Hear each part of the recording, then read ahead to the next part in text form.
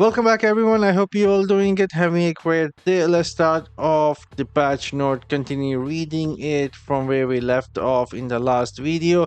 New legendary items, skills, and class changes coming with the major update tomorrow. New skills, we are adding additional skill for each class that unlock at level 53. The aim with these new skills is to provide additional group utility or fill niches to better round out the toolkit of each class.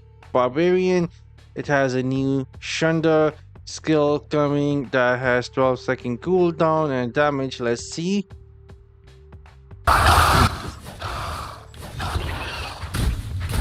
Alright,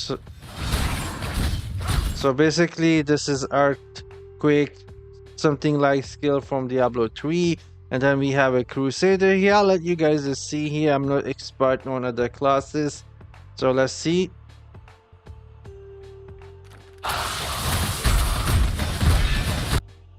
Didn't look all that great. Fist of Heavens, 7-second cooldown, damage cooldown, Divine Wrath of the Strike. That was a strike, lightning strike. For every 10% of target enemy missing life, the damage dealt to that target Fist of Heaven will be increased. Okay, so if they have less life, you do more damage to them.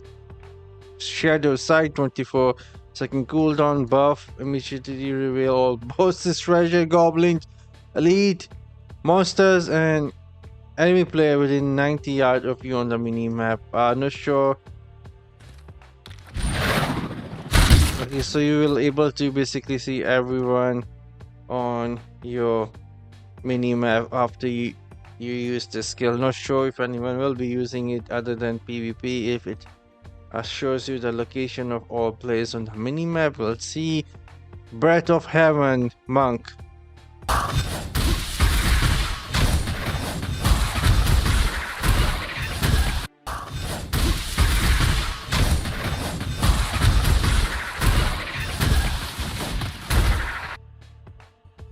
I'm not sure where was the Breath of the Heavens here. Then I see 12-second cooldown, buff immediately restore life and grant 60% increased movement speed to yourself and all nearby allies. Necromancer, borrowed time, 30-second cooldown buff, grant yourself or an ally borrowed time for a second. If the target takes fatal damage during the borrowed time, they will be resurrected at full life, but with the curse will drain 5% of the target maximum life every second and last for maximum of 16 seconds. The curse can be removed sooner if the target kills an enemy or assists in killing an enemy. The borrowed time will automatically use on you when you take fatal damage if it's not on the cooldown. Seems like a Undying Rage for Necromancer. This is going to be strong. Let's see.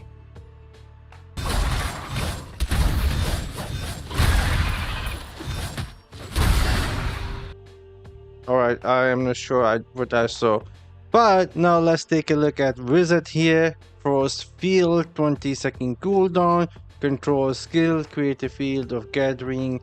A frost field in an area after a short delay. All enemies in the area will take damage and be frozen in ice for 12 seconds. What the freaking heck? They will be frozen for 12 seconds even if we reduce the time here in PvP. It will be a lot. It will be a lot even for players with resistance.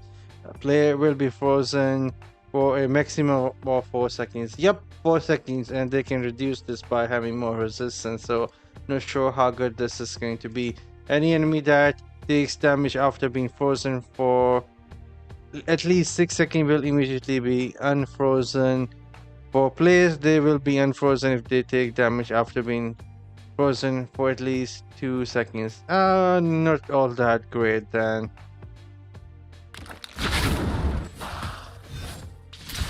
It has a delay.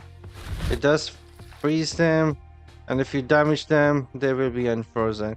Anyhow, new legendary items for each class. I will be going straight into the items for Wizard here. But the legendary items mentioned below can only be obtained in Inferno difficulty 1 and above. So keep that in mind. You won't be farming these in Hell difficulty. any of the hell difficulty, and I myself is currently not ready for Inferno difficulty if it's 16,000 something combat rating. But with new gem socket, I think I can reach that. And if we scroll down, let's see what we're getting.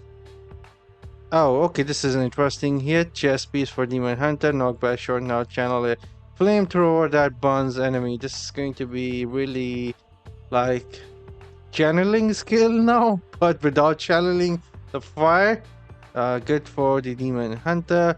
But anyways, let's go down. Let's go look into a wizard. Offhand here, Ice Armor now conjure a violent storm around you, dealing damage to nearby enemies, but no longer absorb the damage. I think we already have something like this. This might be a stronger version of the Eye of the Storm or something, or Winter Eye. I am forgetting the name, but it seems like it could be something like that. And then we have a chest piece here. Ice crystal now protect you inside a block of ice, making you invulnerable. While active, the ice block also chill and damage nearby enemy. This skill is taken from Diablo 4 sorcerers. You can use the ice armor actually in Diablo 4, which is basically a block of ice surrounding you, giving you a barrier and you avoid damage. But in Diablo Immortal, what they did using the ice crystal just for that, so I'm quite sure it will look similar in Immortal, where you will be covered in cube of ice protecting you. But we will see if you can move with this thing. If you can, this is going to be huge in PvP, and what using it, especially in close range, chilling enemies and damaging them and being invulnerable.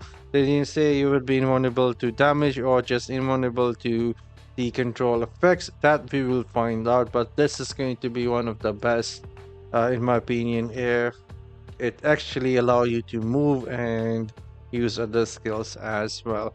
And then this is going to be good. But if this stops you from moving and using anything else, that is going to be very bad. Like only able to chill enemies and damage them nearby if they come close to you. Anyhow, main hand, slow time reduced now increased by 20%. They're just trying to make the slow time useful, but that is just not going to happen unless they change how the skill is working. From a headpiece, you can go and pick one of the modifier for the cooldown, and what they should have done with the main hand, the slow time now also damage enemies inside the radius. That could have made the slow time a bit better with a weapon since it's on the main hand, but it only increasing the radius by 20%, so not that great in my opinion. And from the shoulder piece, disintegrate now create an illusion that channel beam of pure energy in the targeted direction. This is going to be like ray of frost chest piece. You can leave an illusion, and this is basically the same thing. Now you can create a build where you can have illusion for both skills and still fight. This is going to be interesting. We will find out. Pants meteor now call down a meteor shower that follow you, damaging and burning enemies, but it no longer stand. I think we already have something like this, where you call down a huge meteors falling from the skies, but with this it also follows you, so it will be much better in my opinion in PvP and PvE. And then headpiece, this is looking good. Ice crystal duration is increased by 30%. So if we can combine the headpiece with the chest here and use the fence as well to reduce the cooldown, it can be something interesting what we can come up with using the combination of ice crystal in PvP especially. That is where we will be needing this invulnerable. We will definitely trying that out. And then we have some new paragon trees coming. They're basically increasing paragon level by 300 now. Boost your life, that is going to be the first one. But anyhow, there is 3 new paragon trees coming for the inferno difficulty only. Some class balances are coming as well. Let me see what is happening with Necromancer, Demon Hunter, and Wizard. Those are the three classes I actually played. And Demon Hunter Century Life increase for all version of the skill. Spinning Chakram damage increased by 19%. And let me see the good ones. Knockback shot damage reduced. That was coming now. Only fires a knockback shot on the first shot, but the knockback distance is increased, so it won't be knocking back like crazy that we were seeing in PvP. That has been reduced. Chakram damage increase, and let's see. Corpse land damage is increased. We did not needed that for Necromancer. It was already really good. Corpse lands built in PvP, but they're increasing the damage here seems like. And let me see what else. Corpse lands cooldown reduced to 2 seconds from 6. Not sure how that is going to affect. But seems powerful. Co-op's line damage is increased by 15%. Again, really good. Wizard here, slow time, cooldown reduced to 16 seconds from 18 for a version of the skill. Come on, that's just bad. Still not going to be all that great for Wizard.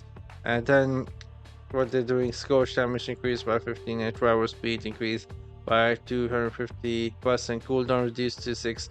This is something we will have to see. This is the Arcane Orb one that you launch if you using a score skill and select this Crown of the Arcane Truth. It will send out a purple orb that travel really slow but has a really big damage. We will see how good this is now because it was not being used.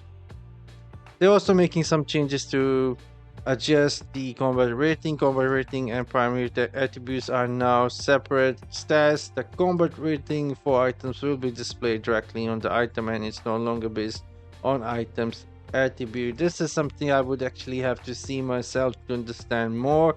Item that drop will now have a greater primary attribute, diversity, and increased chance to have higher combat rating.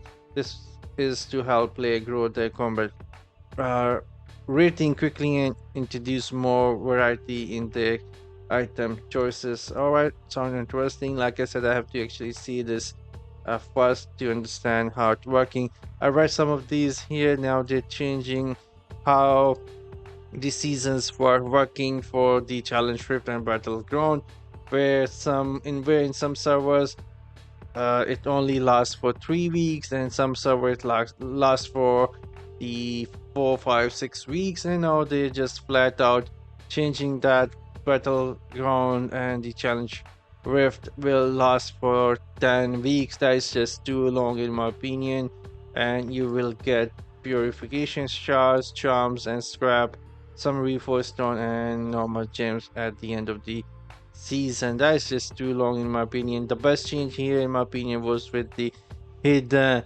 layer rewards. We already knew about this. Hidden layer now reward 20 normal gems for each objective, up to a weekly maximum of 21 hidden layers, 42 floors. The entrance menu will still indicate whether the player has reached the individual cap for each gem type. That means the uncapped and capped gem type, but it's now a weekly total instead of daily. This should reduce the effort needed to earn all the associated rewards and assist player who might be catching up. So if you are feeling bored, you can do your hidden layer weekly easily in a day one. Honestly, I was running 15, 16 hidden layers daily anyhow to trying to get my daily gems, so this is much better in my humble opinion here. All the objectives that you will do inside the hidden layer is going to give you the gem drop, which in my opinion is going to be a lot better experience now trying to get your gems from hidden layer, the bounded and the unbounded one. And then they're making some changes to the clan system. The one that is going to affect the most player is going to be the towers. They're increasing the amount of towers will be available in the first season, so more casual clans can go and claim one. They're also making some changes to the ancestral tableau. Now whoever will have the best weapon inside the tableau will be considered the item that will give you power or will give power for everyone else. That is what I read real quick. We'll go through this again, and then they're making some changes to the clan system, how the clan stuff is working. New prodigy bot is coming. Seems like where you can go and purchase it. Hero journey will go up to inferno difficulty, and that is all. I am signing off. We'll go through this patch notes again. If I missed something, let me know in the comment section down below. But tomorrow, guys, we have a lot coming. Anyways, signing off. See you guys in the next one. Till then, as always, have fun and take care.